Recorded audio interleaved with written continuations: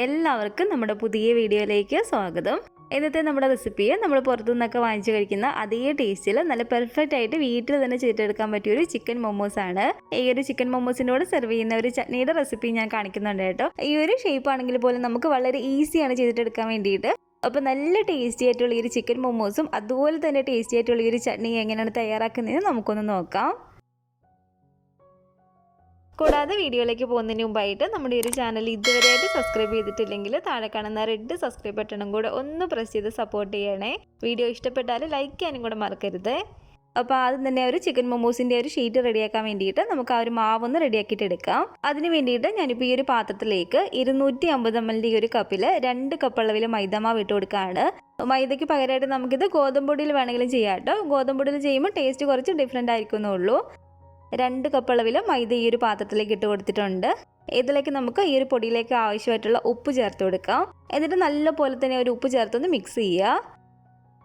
നന്നായിട്ട് ഇതുപോലെ മിക്സ് ചെയ്തതിന് ശേഷം ഇതിലേക്ക് നമുക്ക് ആവശ്യത്തിന് വെള്ളം ഒഴിച്ച് കൊടുത്തിട്ട് നമ്മൾ ചപ്പാത്തിക്കൊക്കെ മാവ് കുഴക്കത്തില്ലേ, അതുപോലെ തന്നെ ഒന്ന് കുഴച്ചിട്ടെടുക്കാം. അപ്പോൾ ഇതുപോലെ കുറച്ച് വെള്ളം ഒഴിച്ച് കൊടുത്തിട്ട് നല്ലപോലെ തന്നെ നമുക്ക് ഈ ഒരു മാവൊന്ന് കുഴച്ചിട്ടെടുക്കാം. അപ്പോൾ മാവ് ഇവിടെ നല്ലപോലെ തന്നെ ഞാനൊന്ന് കുഴച്ചെടുത്തിട്ടുണ്ട്. ഇതുപോലെ നല്ല മയത്തിൽ തന്നെ മാവ് നമ്മൾ കുഴച്ചിട്ടെടുക്കണം. എനിക്കിപ്പോൾ ഈ ഒരു മാവ് കുഴയ്ക്കാൻ വേണ്ടിയിട്ട് ഏകദേശം ഒരു 170 ml വെള്ളമാണ് കേട്ടോ ആവശ്യമായിട്ട് വന്നിരിക്കുന്നത്. നമ്മളെടുക്കുന്ന പൊടിയുടെ അനുസരിച്ച് ചിലപ്പോൾ വെള്ളത്തിൻ്റെ അളവ് കൂടിയോ കുറഞ്ഞൊന്നും ഇരിക്കാം. നമ്മളൊരു ചപ്പാത്തിക്കൊക്കെ കുഴക്കുന്ന പോലെ തന്നെ ഒന്ന് കുഴച്ചിട്ടെടുത്താൽ മതി. എനിക്കൊരു മാവിൻ്റെ മുകളിലേക്ക് കുറച്ച് ഓയിൽ നമുക്ക് ഇതുപോലെ ഒഴിച്ച് കൊടുത്തിട്ടൊന്ന് നല്ലപോലെ തന്നെ ഒന്ന് സ്പ്രെഡ് ചെയ്ത് കൊടുക്കാം. എന്നിട്ട് ഈ മൂടി വെച്ച് അടിച്ച് കൊടുത്തിട്ട് നമുക്ക് 1 മണിക്കൂർ നേരത്തേക്ക് ഇതൊന്ന് റെസ്റ്റ് ചെയ്യാൻ വേണ്ടിയിട്ട് വെക്കാം കേട്ടോ. അത്രയും സമയം ഇല്ലെങ്കിൽ ഒരു അരമണിക്കൂറെങ്കിലും വെക്കണം, എങ്കിലും ആ ഒരു മാവ് നല്ല പോലെ തന്നെ നമുക്ക് കിട്ടത്തുള്ളൂ. അപ്പോൾ ഇതിൻ്റെ ഫില്ലിങ്ങിനായിട്ട് ഞാനിപ്പോൾ ഇതിലേക്ക് 250 ഗ്രാം എല്ലില്ലാത്ത ചിക്കനാണ് കേട്ടോ എടുത്തിരിക്കുന്നത്. സാധാരണ ഈ ഒരു ചിക്കൻ മോമോസ് ഉണ്ടാക്കുന്ന സമയത്ത് ചിക്കൻ നല്ല പോലെ തന്നെ ക്ലീൻ ചെയ്ത് കഴുകേണ്ട വെള്ളമൊക്കെ തുറന്ന് ഇതുപോലെ ചെറിയ കഷ്ണങ്ങളാക്കിയിട്ട് നമ്മൾ മിക്സിയുടെ ജാറിലേക്ക് ഇട്ട് കൊടുക്കും. എന്നിട്ട് ആ ഒരു പച്ചയോട് തന്നെ അരച്ചിട്ട് ആവിയിൽ വേവിക്കുകയാണ് ചെയ്യുന്നത്. നമ്മൾ ഇതുപോലെ വീട്ടിലൊക്കെ ചെയ്യുന്ന സമയത്ത് ഇറച്ചി ഒരു പച്ചക്ക് അരയ്ക്കുന്നത് പലർക്കും താല്പര്യം ഉണ്ടാവില്ല. അതുകൊണ്ട് തന്നെ ഞാനിതൊന്ന് വേവിച്ചിട്ടാണ് കേട്ടോ എടുക്കുന്നത്. അപ്പോൾ ഈ ഒരു 250 ഗ്രാം എല്ലില്ലാത്ത ചിക്കൻ നമുക്ക് ഈ ഒരു കുക്കറിലേക്ക് ഇട്ട് കൊടുക്കാം. ഇതിലേക്ക് ഒരു 2 നുള്ളു മഞ്ഞൾപ്പൊടി ചേർത്ത് കൊടുക്കുകയാണ്. അതുപോലെ തന്നെ കുറച്ച് ഉപ്പും കൂടി ഇട്ട് കൊടുത്തിട്ട് നല്ല പോലെ തന്നെ നമുക്ക് ഇളക്കി കൊടുക്കാം. ചിക്കൻ ആയതുകൊണ്ട് തന്നെ കുറച്ച് മാത്രം വെള്ളം ഒഴിച്ച് കൊടുത്താൽ മതി. ഇനി നമുക്കൊരു മൂടി വെച്ച് അടച്ച് കൊടുത്തിട്ട് കറക്റ്റ് ഒരൊറ്റ വീസിൽ അടുപ്പിച്ചാൽ മതി. ഒരൊറ്റ വീസിൽ തന്നെ നമുക്കൊരു ചിക്കൻ വെന്ത് കിട്ടും. ഇതിപ്പോൾ കണ്ടില്ല, ചിക്കൻ ഞാനിവിടെ നന്നായിട്ട് വേവിച്ചെടുത്തിട്ടുണ്ട്. അപ്പോൾ ഈ വേവിച്ചെടുത്ത് ചിക്കൻ ഒന്ന് മാറ്റി വെക്കാണ്. ഇനി നമുക്ക് ഒരു ചിക്കൻ മോമോസിൻ്റെ കൂടെ സെർവ് ചെയ്യുന്ന ഒരു ചട്നിയും കൂടെ ഒന്ന് റെഡിയാക്കിയിട്ട് എടുക്കാം. അതിന് വേണ്ടിയിട്ട് നല്ല പോലെ തന്നെ പഴുത്ത ഒരു 3 തക്കാളി ഞാനിവിടെ എടുത്തിട്ടുണ്ട്. അത്യാവശ്യം വലിപ്പമുള്ള 3 തക്കാളിയാണ് കേട്ടോ എടുത്തിരിക്കുന്നത്. ഓരോ തക്കാളി നമുക്ക് ഇതുപോലെ 4 ആയിട്ട് ഇതുപോലെ കട്ട് ചെയ്തിട്ട് എടുക്കാം. ഒരുപാടങ്ങ് ചെറുതാക്കണ്ട. പിന്നെ ഈ ഒരു ചട്നിയുടെ എരിവിന് ആവശ്യമായിട്ടുള്ള വറ്റൽമുളകാണ് നമുക്ക് വേണ്ടത്. ഞാൻ അത്യാവശ്യം നല്ല സ്പൈസി ആയിട്ടാണ് കേട്ടോ ഈ ഒരു ചട്നി തയ്യാറാക്കുന്നത്. നല്ല സ്പൈസി ആയിട്ട് വേണമെങ്കിൽ ഒരു 10-12 വറ്റൽമുളക് നമുക്ക് ഇതിലേക്ക് എടുക്കാം. അധികം എരിവ് ഉപയോഗിക്കാത്തവരാണെങ്കിൽ ഇതിൽ കുറച്ച് മാത്രം വറ്റൽമുളക് ചേർത്ത് കൊടുക്കുക. അത് നമ്മുടെ ഒരു എരിവിനനുസരിച്ച് മാത്രം വേണം വറ്റൽമുളക് ഇതിലേക്ക് ചേർത്ത് കൊടുക്കാൻ വേണ്ടിയിട്ട്. ഇനി ഒരു പാത്രത്തിലേക്ക് നമുക്ക് കുറച്ച് വെള്ളം ഇതുപോലെ ഒഴിച്ചു കൊടുക്കാം. വെള്ളം നന്നായിട്ട് തിളച്ച് വരുമ്പോഴത്തേക്കും നമ്മൾ എടുത്ത് വെച്ചിരിക്കുന്ന ഒരു വറ്റൽമുളക് ഇട്ട് കൊടുത്തിട്ട് ഒരു 5 മിനിറ്റോളം നമുക്ക് നന്നായിട്ടൊന്ന് തിളപ്പിക്കാം കേട്ടോ. ഒരു മീഡിയം ഫ്ലെയിമിൽ ഇട്ട് കൊടുത്തിട്ട് തന്നെ ഇതുപോലെ ഒന്ന് തിളപ്പിച്ചിട്ടെടുക്കുക. ഒരു 5 മിനിറ്റ് മതി. അപ്പോൾ ഒരു വറ്റൽമുളക് ഞാനൊരു 5 മിനിറ്റോളം ഒന്ന് തിളപ്പിച്ചെടുത്തിട്ടുണ്ട്. ഇനി നമ്മൾ കട്ട് ചെയ്ത് വെച്ചിരിക്കുന്ന ഒരു തക്കാളിയും കൂടി ഇട്ട് കൊടുത്തിട്ട് ഒരു 5-6 മിനിറ്റോളം നല്ല പോലെ തന്നെ ഒന്ന് തിളപ്പിച്ചിട്ടെടുക്കാം. അപ്പോൾ തക്കാളി ഇതുപോലെ ഒന്ന് വെന്ത് വന്നാലും നമുക്ക് ഒരു ഫ്ലെയിം അങ്ങ് ഓഫ് ചെയ്ത് കൊടുത്തേക്കാം. ഇനി നമുക്കിതൊരു അരിപ്പിലേക്ക് ഒഴിച്ച് കൊടുത്തിട്ട് അതിൻ്റെ വെള്ളം കളഞ്ഞിട്ടെടുക്കുക, അല്ലെങ്കിൽ ഇതൊരു അരിപ്പത്തവി കൊണ്ട് കോരി എടുക്കുകയോ ചെയ്യുക. അപ്പോൾ ഒരു വെള്ളമെല്ലാം കളഞ്ഞിട്ടെടുത്ത ഒരു വറ്റൽമുളകെല്ലാം തന്നെ നമുക്ക് ഒരു മിക്സിയുടെ ചെറിയ ജാറിലേക്ക് ഇട്ട് കൊടുക്കാം. തക്കാളി നമ്മൾ ഇതിലേക്ക് ഇട്ട് കൊടുക്കുമ്പോൾ തക്കാളിയുടെ ആ ഒരു തൊലി ഒന്ന് കളഞ്ഞിട്ട് വേണം ഇട്ട് കൊടുക്കാൻ വേണ്ടിയിട്ട്.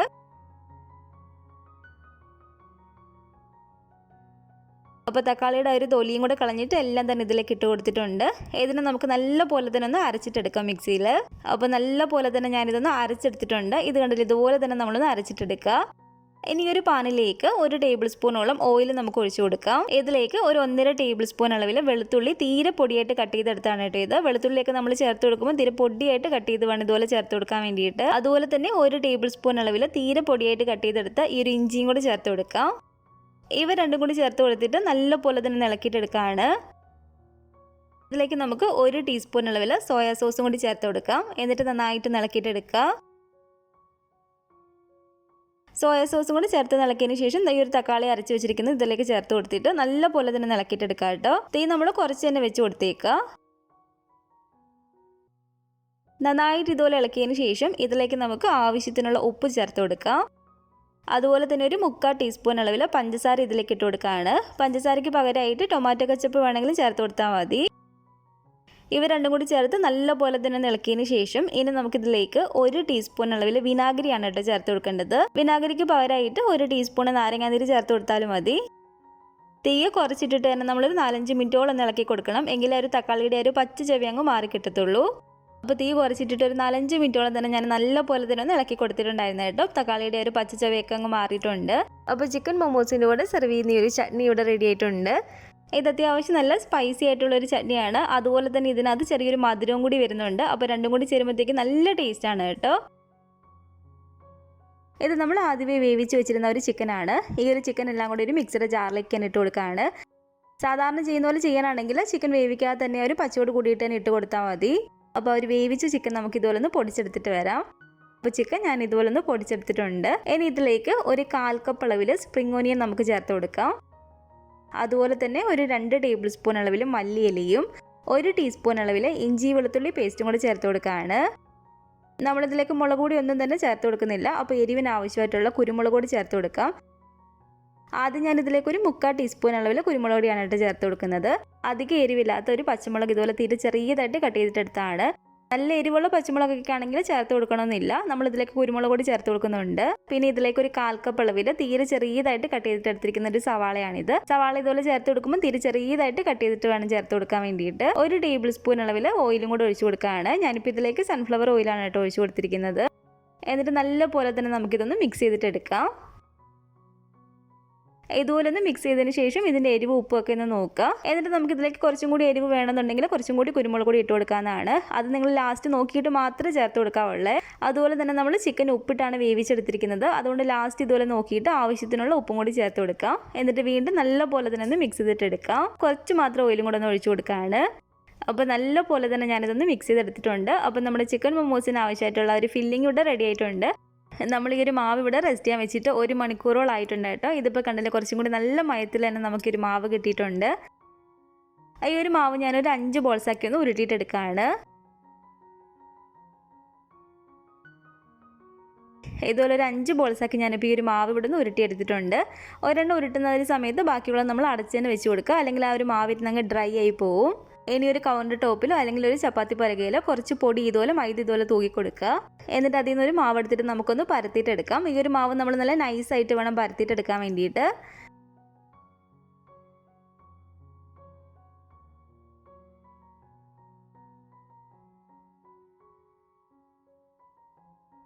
പരത്തുന്ന സമയത്ത് ഒട്ടിപ്പിടിക്കുന്നതായിട്ട് തോന്നുന്നുണ്ടെങ്കിൽ ആവശ്യത്തിന് ഇതുപോലെ പൊടിയിട്ട് കൊടുത്തിട്ട് നല്ല പോലെ തന്നെ നമുക്കൊന്ന് പരത്തിയിട്ടെടുക്കാം കേട്ടോ.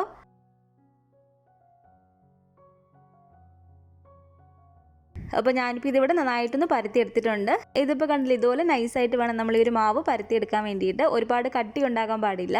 ഒരുപാട് കട്ടിക്കാണ് നമ്മൾ ഈ ഒരു മാവ് പരത്തിയെടുക്കുന്നതെങ്കിൽ നമ്മളിത് ഷേപ്പാക്കി എടുക്കുന്ന സമയത്ത് നമുക്ക് അത്ര പെർഫെക്റ്റ് ആയിട്ട് ചെയ്തിട്ടെടുക്കാൻ പറ്റില്ല. അതുപോലെ തന്നെ കഴിക്കുമ്പോൾ ഒരു രസം ഉണ്ടാവില്ല. അപ്പോൾ ഇതുപോലെ ഈ ഒരു കട്ടിക്ക് പരത്തിയതിന് ശേഷം നമുക്കിതുപോലെ ചെറിയൊരു അടപ്പ് വെച്ചിട്ടൊന്ന് കട്ട് ചെയ്തിട്ടെടുക്കാം. ഏറ്റവും കുറഞ്ഞത് ഈ ഒരു വലിപ്പത്തിലെങ്കിലും വേണം നമ്മൾ കട്ട് ചെയ്തിട്ടെടുക്കാൻ വേണ്ടിയിട്ട്. ഇതിൽ കൂടുതൽ വേണമെങ്കിൽ വലിപ്പത്തിൽ നമുക്ക് കട്ട് ചെയ്തിട്ടെടുക്കാം. അപ്പോൾ ഒരു മൊമോസ് റെഡിയാക്കി എടുക്കാൻ വേണ്ടിയിട്ടുള്ള ഒരു ഷീറ്റ് ഇവിടെ ഞാൻ റെഡിയാക്കി എടുത്തിട്ടുണ്ട്. ഇതുപോലെ തന്നെ ഈ ഒരു കട്ടിക്ക് എല്ലാ മാവും പരത്തിയിട്ട് നമുക്ക് ഇതുപോലെ തന്നെ ഈ ഒരു വലിപ്പത്തിൽ നിന്ന് കട്ട് ചെയ്തിട്ടെടുക്കാം.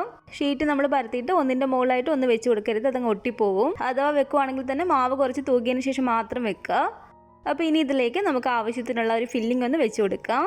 ഞാനിപ്പോൾ ഇതിലേക്ക് ഒരു 2 ടീസ്പൂണാണ് കേട്ടോ വെച്ച് കൊടുക്കുന്നത്. ആ ഒരു ഷീറ്റിൻ്റെ ഒരു വലിപ്പത്തിനനുസരിച്ച് വേണം നമ്മൾ ഫില്ലിങ് വെച്ച് കൊടുക്കാൻ വേണ്ടിയിട്ട്. മൊമോസ് നമ്മൾ ചെയ്യുന്ന സമയത്ത് പല ഷേപ്പിൽ ചെയ്യാറുണ്ട്.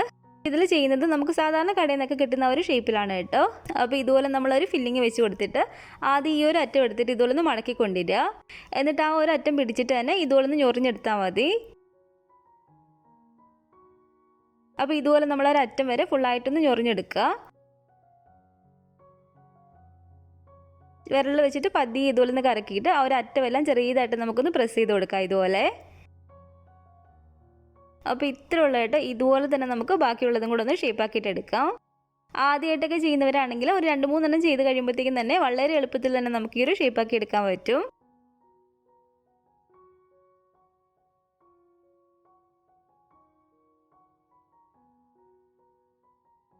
ഇതുപോലെ നമ്മളൊരു ഷേപ്പ് ആക്കിയിട്ട് ഒരു പാത്രത്തിൽ വെച്ച് കൊടുക്കുകയാണെങ്കിൽ കുറച്ച് പൊടി ഒന്ന് തൂകിയിട്ട് വേണം വെച്ച് കൊടുക്കാൻ വേണ്ടിയിട്ട്, അല്ലെങ്കിൽ അതിലങ്ങ് ഒട്ടിപ്പിടിക്കും.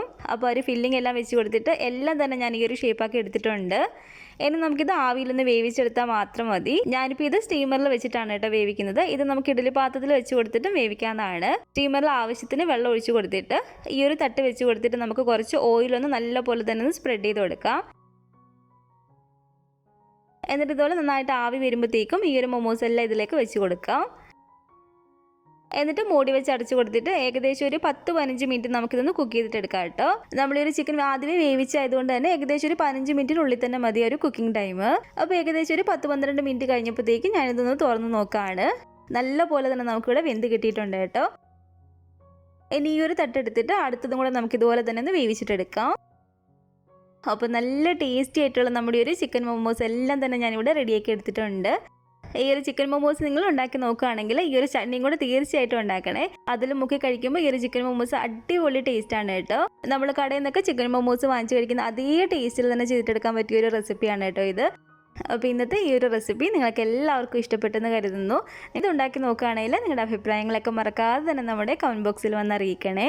അതുപോലെ തന്നെ നമ്മുടെ ഈ ഒരു വീഡിയോ ഇഷ്ടപ്പെട്ടെങ്കിൽ മറക്കാതെ തന്നെ ഒരു ലൈക്ക് ബട്ടണും കൂടെ ഒന്ന് ക്ലിക്ക് ചെയ്യുക. നിങ്ങളുടെ അഭിപ്രായങ്ങളൊക്കെ കമൻറ്റ് ചെയ്യുകയും ഫാമിലിയും ഫ്രണ്ട്സും ഒക്കെ ആയിട്ട് നമ്മുടെ ഒരു വീഡിയോ ഒന്ന് ഷെയർ ചെയ്ത് കൊടുക്കുക. പുതിയതായിട്ട് നമ്മുടെ ഈ ഒരു ചാനൽ ആരെങ്കിലും കാണുന്നുണ്ടെങ്കിൽ താഴെ കാണുന്ന റെഡ് സബ്സ്ക്രൈബ് ബട്ടണും കൂടെ ഒന്ന് പ്രസ് ചെയ്ത് സപ്പോർട്ട് ചെയ്യണേ. കൂട്ടത്തിലൊക്കെ കാണുന്ന ബെല്ലൈക്കണും കൂടെ ഒന്ന് ക്ലിക്ക് ചെയ്യുകയാണെങ്കിൽ ഞാൻ ഇടുന്ന പുതിയ പുതിയ റെസിപ്പികളൊക്കെ നിങ്ങൾക്ക് അപ്പോൾ തന്നെ നോട്ടിഫിക്കേഷനായിട്ട് കിട്ടുന്നതായിരിക്കും. ഇൻഷാല്ലാ വീണ്ടും നമുക്കിതുപോലെ നല്ലൊരു റെസിപ്പി ആയിട്ട് കാണാം.